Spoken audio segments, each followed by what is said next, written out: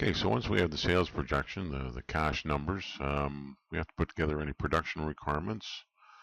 For instance, if we're going to make and sell chairs, we have to figure out how much supplies we have to buy, when we have to make them, all that sort of thing. In the video, the boys had to figure out to buy chocolate supplies in advance and well, the graham wafers and that sort of thing, hire people, buy a new machine. So these are the sort of things we have to think about. Graphically speaking, starting on the left, we've got the sales projection. So I was talking about the actual production plan. And then from that, we get the pro forma income statement. Once we've sold our goodies, put all the expenses in, calculated those sort of things. The eventual goal is to get a pro forma or a future balance sheet. We have to start with the old balance sheet, go through the income statement. Sometimes we can use a cash budget, and we'll talk about that more later in the course. And that's typically the most important piece of work, actually, is the cash budget for any forward-looking management tools. We might have some other supportive budgets. Maybe we have to buy a roof for the building, which has nothing to do with sales, but we have to worry about cash. Or maybe we have to rent some extra space. Who knows? All these things have to be figured out and accounted for. That gets fed into the cash budget, and then to make sure that we've done everything, the pro forma balance sheet to test our accuracy. Now, there's two ways of doing financial forecasting. One is the percent of sales method. It's easy, quick, not terribly precise in some instances. And there's also the direct method, line by line, i.e. every account on our income statement and every account on our balance sheet gets looked at to see how much it would change or whether it would change if we have our increased sales.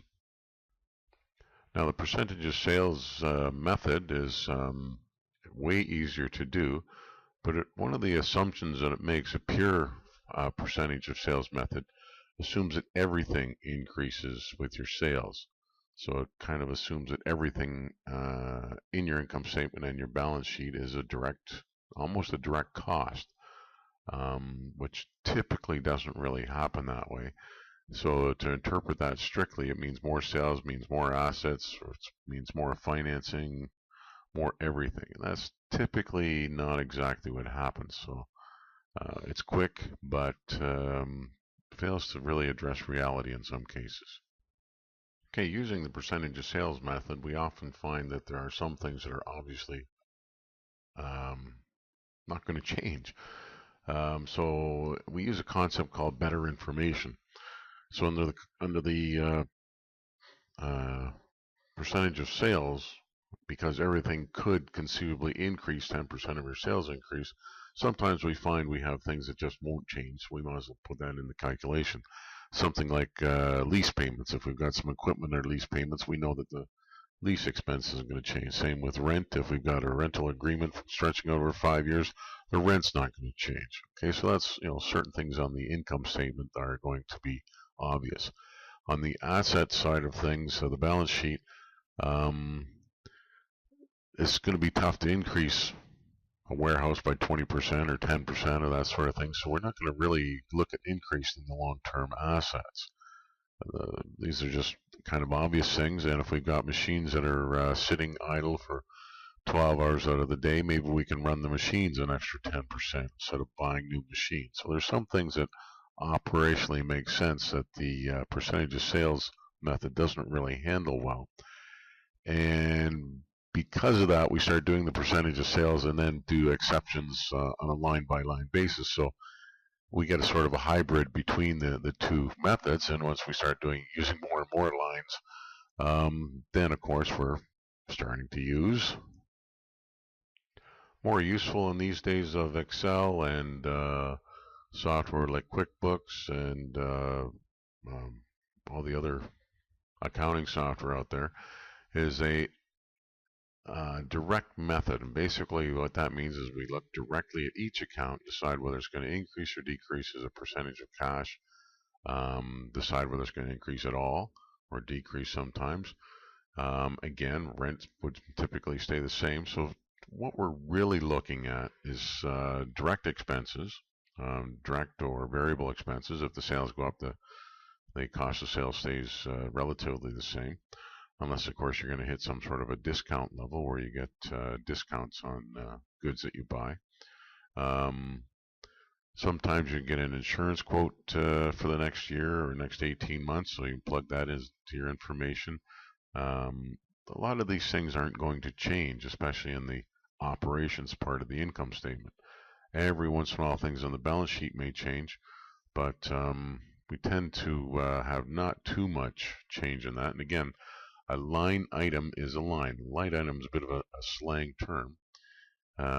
But it just means an account on the income statement or the balance sheet. Since they're usually displayed line by line, we call them a line item.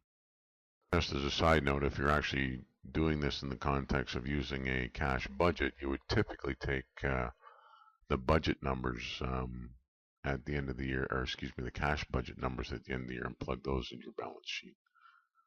We won't be doing those quite as exact in this course, but it gives you an idea what needs to happen if you're in the big world.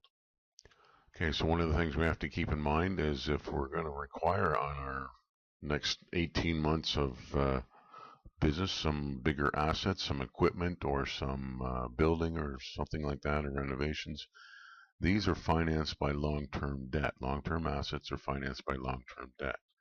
So typically, if the long-term assets don't change, neither does the long-term debt, unless we're looking at some sort of refinance situation. But typically, actually, if there's no long-term assets being acquired, then our long-term debt actually goes down because we still have to keep paying off our mortgage. Okay. Otherwise, if we're looking to have more inventory go through the company, or labor, that sort of thing, we have to look at short-term debt to cover short-term cash shortages. Or if we have excess cash, which sometimes happen, we pay off the short-term debt just to make our balance sheet and operations look cleaner in terms of ratios and that sort of thing. Okay, so once we're done with the income statement, we usually get a number at the bottom that says earnings after taxes, something like that. We calculate on the balance sheet all of the account balances and even the subtotals except for cash. So the stinky thing usually on the balance sheet would be the accumulated amortization and any loans up or down, whether they're current portions of long-term debt or combination, and of course any shareholder loans which are treated as long-term debt. And usually what happens is we had the liabilities and the equity. On a normal balance sheet, they would equal the assets, but pro forma balance sheet, not very likely this is going to happen that they equal. So we take the liabilities and the equity, subtract the assets, and the difference is the cash plug. Okay, so we have to calculate something called a cash plug. Now, a plug is simply a number we just pump into something to make the whole framework work. In this case, we're making the balance sheet balance. A very dangerous piece of work if you haven't done all of the calculations correctly up until then. And this is a bit of a tricky piece of work because if you haven't done the accumulated depreciation correctly, or haven't calculated something on the income statement correctly, then your cash balance is going to be out. Sometimes it can be out a very significant amount, and we see this in situations where somebody forgot to calculate extra labor or something like that, and they come along 4 or 5 months into the new year and can't figure out why they haven't got any money.